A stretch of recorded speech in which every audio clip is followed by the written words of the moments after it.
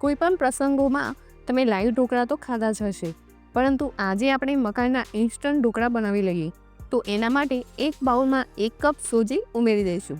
સાથે અડધો કપ દહીં ઉમેરી સારી રીતે મિક્સ કરી લઈશું. બેટર બનાવી લઈશું અને 10 મિનિટ માટે રેસ્ટ થવા દઈશું. ત્યાં સુધીમાં મકાઈના ફોતરા કાઢી તેના દાણા કાઢી લઈશું અને મિક્સર જારમાં ઉમેરી દઈશું અને તેમાં લસણ અને આદુનો ટુકડો ઉમેરી આ પ્રકારની પેસ્ટ બનાવી લઈશું. મકાઈની પેસ્ટને બેટરમાં એડ કરીશું. સાથે મીઠું, લીલા મરચાંની પેસ્ટ, લીલા દાણા, લીંબુનો રસ અને તેલ એડ કરી મિક્સ કરી લઈશું. અડધી ચમચી હળદર ઉમેરી દઈશું. સાથે તેમાં સોડા ઉમેરી દઈશું. 1 ચમચી પાણી ઉમેરી ફટાફટ મિક્સ કરી લઈશું અને બેટરને ઢોકળિયામાં ઉમેરી દઈશું. લાલ મરચું પાવડર છાંટી 12 મિનિટ માટે સ્ટીમ કરી લઈશું.